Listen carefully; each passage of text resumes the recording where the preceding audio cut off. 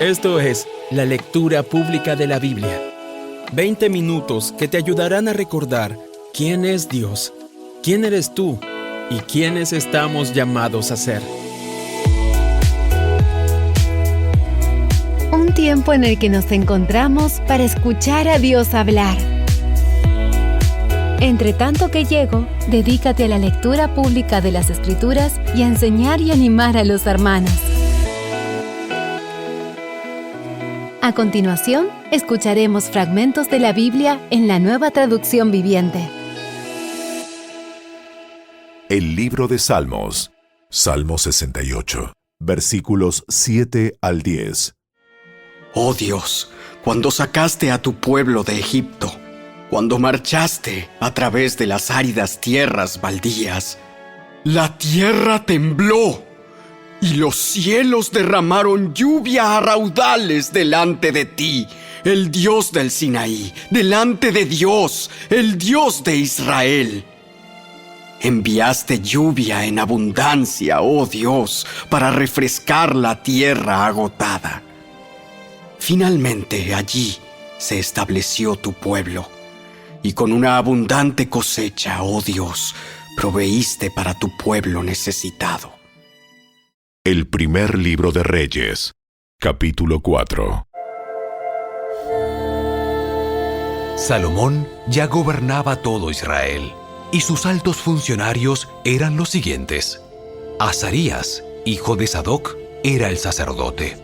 Elioref y Ahías, hijos de Sisa, eran secretarios de la corte.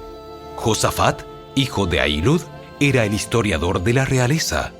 Benaía, hijo de Joiada, era el comandante del ejército.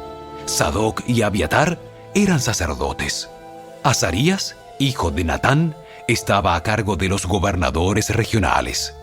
Zabud, hijo de Natán, era sacerdote y consejero de confianza del rey. Aizar era el administrador de los bienes del palacio. Adoniram, hijo de Abda, estaba a cargo del trabajo forzado. Salomón también tenía 12 gobernadores regionales sobre todo Israel, quienes eran responsables de proveer el alimento para los miembros de la casa del rey. A cada uno de ellos le tocaba suministrar los víveres para un mes del año. Los nombres de los 12 gobernadores eran los siguientes: Ben-Hur, en la zona montañosa de Efraín; Ben-Decar, en Macás; Saalbim, Bet-Semes y Elón Bet-Anán; Ben-Esed, en Arubot, que incluía Soco y toda la tierra de Efer; Ben-Abinadab, en todo Nafot Dor. Él estaba casado con Tafat, una de las hijas de Salomón. Baana, hijo de Ahilud, en Taanac y Megiddo, en todo Betzán, cerca de Zaretán, abajo de Jezreel, y en todo el territorio que va desde Betzán hasta Abel-Meola y hasta Jocmeam. Ben-Geber, en Ramot de Galaad, incluidas las ciudades de Jair, que llevan ese nombre por Jair de la tribu de Manasés, situadas en Galaad, y en Argob, región de Basán, la cual incluía 60 ciudades grandes y fortificadas con barrotes de bronce en sus puertas. Ahinadab, hijo de Ido, en Maanaim; Ahimaas, en Neftalí. Él estaba casado con Basemat, otra hija de Salomón. Baana, hijo de Usai, en Aser y en Alot. Josafat, hijo de Parúa, en Isacar. Simei, hijo de Ela, en Benjamín.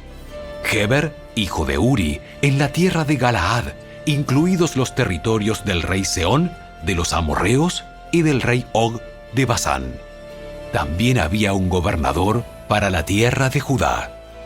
La gente de Judá y de Israel era tan numerosa como la arena a la orilla del mar. Todos estaban muy satisfechos y tenían suficiente para comer y beber.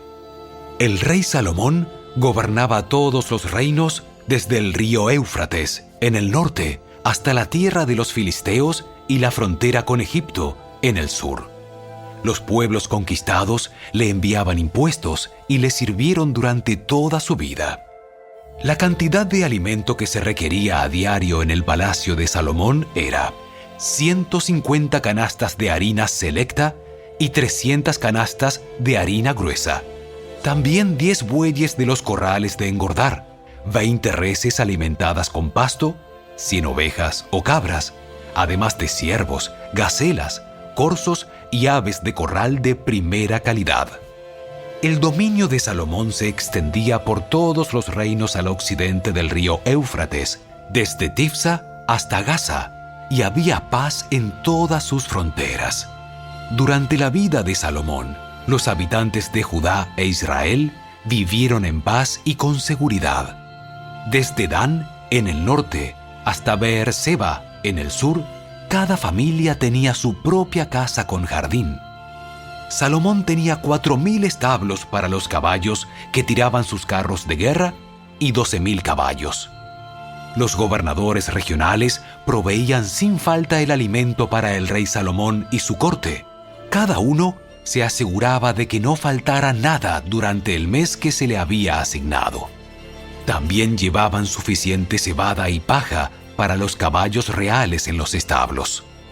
Dios le dio a Salomón muchísima sabiduría y gran entendimiento, y un conocimiento tan vasto como la arena a la orilla del mar.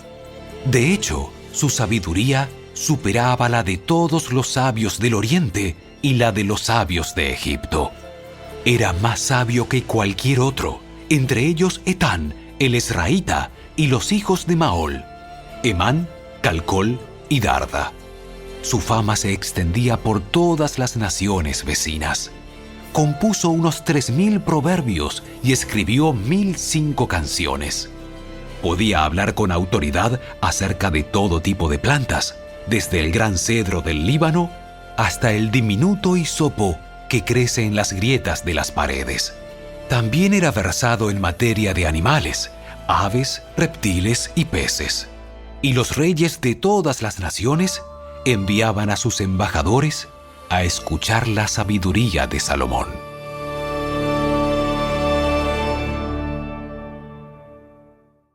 El primer libro de Reyes, capítulo 5. Hiram, rey de Tiro, siempre había sido un amigo fiel del rey David. Cuando Hiram se enteró de que Salomón, hijo del rey David, era el nuevo rey de Israel, envió embajadores a felicitarlo. Entonces Salomón le respondió a Hiram con el siguiente mensaje: Tú sabes que mi padre, David, no pudo construir un templo para honrar el nombre del Señor su Dios, debido a la cantidad de guerras que le hicieron las naciones vecinas. No podía construir hasta que el Señor le diera la victoria sobre todos sus enemigos. Sin embargo, ahora el Señor, mi Dios, me ha dado paz en todo el territorio. No tengo enemigos y todo marcha bien. Así que tengo planeado construir un templo para honrar el nombre del Señor, mi Dios, tal como Él le había indicado a mi padre David. Pues el Señor le dijo: Tu hijo, a quien yo pondré en tu trono, construirá el templo para honra de mi nombre. En consecuencia, ordena, por favor, que se corten cedros del Líbano para mí. Permite que mis hombres trabajen junto a los tuyos, y yo pagaré a tus hombres el salario que tú pidas. Como bien sabes, no hay nadie por aquí que sepa cortar la madera como ustedes, los sidonios. Cuando Hiram recibió el mensaje de Salomón, se puso muy contento y dijo: Alabado sea hoy el Señor por haberle dado a David un hijo sabio, para que sea rey de la gran nación de Israel. Así que le envió la siguiente respuesta a Salomón: He recibido tu mensaje y te proporcionaré toda la madera de cedro y de ciprés que necesites. Mis siervos llevarán los troncos desde las montañas del Líbano hasta el mar Mediterráneo y los pondrán en forma de balsas para que floten a lo largo de la costa hacia el lugar que tú decidas. Luego desarmaremos las balsas para que ustedes puedan llevarse los troncos. Puedes pagarme proveyendo alimentos para mi casa. Entonces Hiram proporcionó toda la madera de cedro y ciprés que Salomón quiso. Salomón le enviaba a cambio un pago anual de 100.000 canastas de trigo para su casa y 420.000 litros de aceite de oliva puro. El Señor le dio sabiduría a Salomón tal como se lo había prometido. Así que Hiram y Salomón formaron una alianza de paz. Luego, el rey Salomón impuso trabajo forzado a 30,000 trabajadores de todo Israel.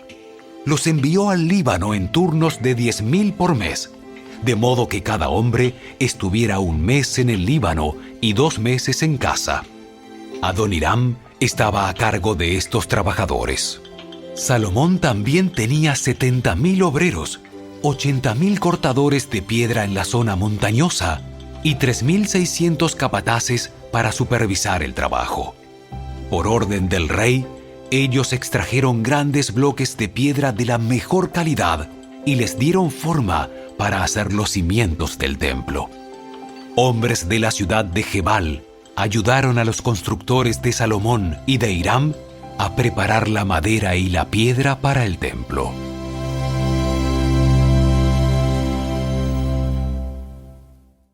El primer libro de Reyes, capítulo 6, versículos 1 al 13. Fue a mediados de la primavera, en el mes de Sif, durante el 4º año de su reinado, que Salomón comenzó a construir el templo del Señor. Habían pasado 480 años desde el día en que el pueblo de Israel fue rescatado de su esclavitud en la tierra de Egipto. El templo que el rey Salomón construyó para el Señor medía 27 metros y medio de largo, 9 metros de ancho y 14 metros de alto. La antesala, que estaba al frente del templo, medía 9 metros de ancho, coincidía con la anchura total del templo y se proyectaba 4 metros y medio hacia el frente. Salomón también hizo ventanas angostas y empotradas por todo el templo. A los costados del edificio y en la parte trasera, construyó un complejo de habitaciones contra las paredes exteriores del templo. El complejo era de 3 pisos. El piso de abajo tenía un ancho de 2 metros con 30 centímetros, el piso de en medio 2 metros con 80 centímetros y el piso de arriba 3 metros con 20 centímetros. Las habitaciones estaban unidas a las paredes del templo mediante vigas apoyadas en cornisas que sobresalían de las paredes, de modo que las vigas no estaban insertadas dentro de las paredes mismas. Las piedras que se usaron en la construcción del templo se labraban en las canteras, de modo que no hubo ruido de martillo, ni de hacha, ni de ninguna otra herramienta de hierro en el lugar de la obra. La entrada al piso de abajo estaba en el lado sur del templo. Había una escalera de caracol para subir al piso de en medio y otro tramo de escaleras entre el piso de en medio y el piso de arriba. Una vez terminada la estructura del templo, Salomón puso un techo de vigas y tablas de cedro. Como ya se dijo, construyó un complejo de habitaciones a los lados del edificio, unidas a las paredes del templo mediante vigas de cedro. Cada piso del complejo tenía una altura de 2 metros con 30 centímetros. Entonces el Señor le dio el siguiente mensaje a Salomón. En cuanto a este templo que estás construyendo, si tú sigues todos mis decretos y ordenanzas y obedeces todos mis mandatos, yo cumpliré por medio de ti la promesa que le hice a tu padre, David. Viviré entre los israelitas y nunca abandonaré a mi pueblo Israel. Los Hechos de los Apóstoles, capítulo 20, versículos 7 al 38. El primer día de la semana, nos reunimos con los creyentes locales para participar de la Cena del Señor. Pablo les estaba predicando. Como iba a viajar el día siguiente, siguió hablando hasta la medianoche. El cuarto de la planta alta, donde nos reuníamos, estaba iluminado con muchas lámparas que titilaban. Como Pablo hablaba y hablaba, a un joven llamado Eutico, que estaba sentado en el borde de la ventana, le dio mucho sueño. Finalmente se quedó profundamente dormido y se cayó desde el 3er piso y murió. Pablo bajó, se inclinó sobre él y lo tomó en sus brazos. No se preocupen, está vivo. Entonces todos regresaron al cuarto de arriba participaron de la cena del Señor y comieron juntos. Pablo siguió hablándoles hasta el amanecer y luego se fue. Mientras tanto, llevaron al joven a su casa vivo y sano, y todos sintieron un gran alivio. Pablo viajó por tierra hasta Asón, donde había arreglado que nos encontráramos con él, y nosotros viajamos por barco. Allí, él se unió a nosotros, y juntos navegamos a Mitilene. Al otro día, navegamos frente a la isla de Quío.